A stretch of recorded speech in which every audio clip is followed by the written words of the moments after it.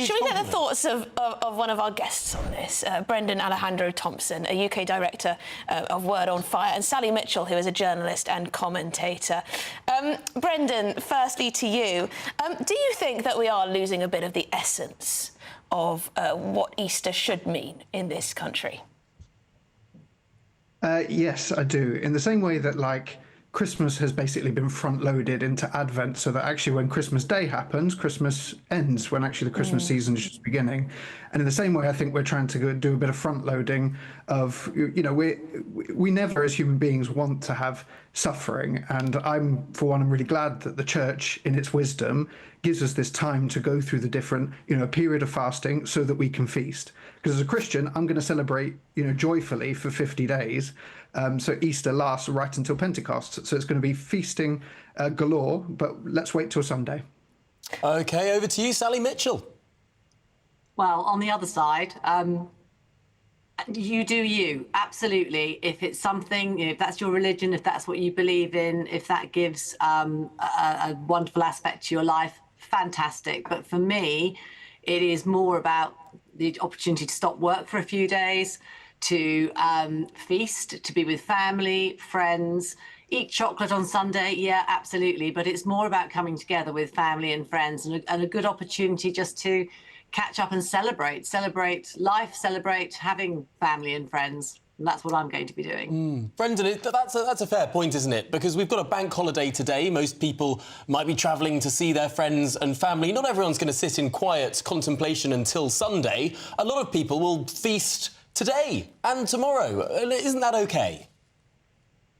Well, I mean, I've gone to church and I've seen people today, and yeah, a little bit, I share the sentiments of you do you, but I think there's something deeper going on here, right? It's the difference between joy and happiness. Like, joy is to happiness what, you know, a puddle is to the deep blue sea. When we're Christians, we know that in order to get real deep joy, or this is the invitation of the Christian message, to get deep joy, you've got to know how to find those moments of contemplation. We don't put it on ourselves.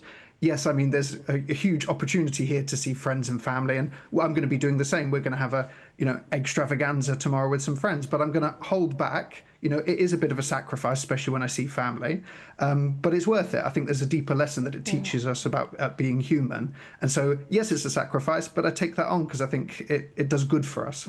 Yeah, I think it depends how religious you are, really, doesn't it, fundamentally? But Sally, I do think that Peter Hitchens has got a point. I mean, the headline for his article is pretty miserable, right? The sort of suggestion that we should all be just feeling solemn for the entire weekend. But he does make a point that, you know, people aren't going to church as they used to. He talks about how Good Friday, not that long ago, was still a day of sombre reflection. The shops were closed, people would go to church, and that's about it. And that you'd have services as long as 3 hours. And then he juxtaposes that to now, where you've got hot cross buns, not only the original hot cross buns, but you've got salted caramel ones, you've got the apple crumble flavour, you've got the rhubarb and custard, you've got the tiramisu flavour hot cross buns, and it does make it look like this is just a commercial exercise now. Yeah, I think that's a very valid point. But you know, we've got to remember that for very many people in this country who might be of different religious persuasions or actually not follow any religion at all, it has become a 4-day weekend where you can indulge and see friends, family, you know, do what you like, get together with the children, have an Easter egg hunt, go and pet a bunny, you know, all those wonderful things, eat some lamb. So there are an awful lot of people for whom this is not a religious festival. It is just a 4-day weekend. And I don't think we should take away their fun just because they're not Christian or Catholic. You know, it's means something different for everybody. And I think it's something to be celebrated that in this country we can actually dip into the religious side if that's what's important to us, or just use it as a wonderful excuse to get together and have some fun. Because frankly, there's not an awful lot of fun in the world at the moment. I'm going to be really super enjoying this Easter because it's a crazy world out there, and I just want to go and hunt some chocolate eggs in the garden with my nephews. No, I will certainly be doing the Easter egg hunt on the Sunday. But Brendan, this is a 4-day weekend. I was speaking to some Americans last night who were pretty bemused that we had any days off work at all over this Easter. I mean, to an American, it's just any other weekend.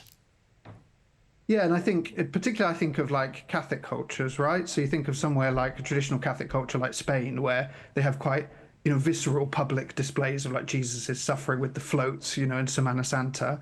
But then they feast really heartily. There's in those cultures, Mediterranean cultures, you have this ability to be able to do a bit of both. And, I agree that, enjoy it. So the invitation, and I'm a Christian ultimately, so I guess I'm making the case for saying that the religious stuff, rather than saying like, oh, it's kind of dampening our fun, it adds a deeper dimension to life. And I mean, the data is in on this. There was a report from Bible Society recently called Quiet Revival, which surveyed 13,000 people and said, for those who are religious, not only does people are more generous, volunteer more, they feel less anxious and depressed, have more meaning in life, feel that they're hopeful about the future.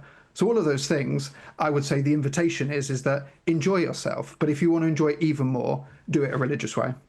Well, Brendan Alejandro Thompson and Sally Mitchell, thank you very much. Enjoy your Easter weekends, respectively.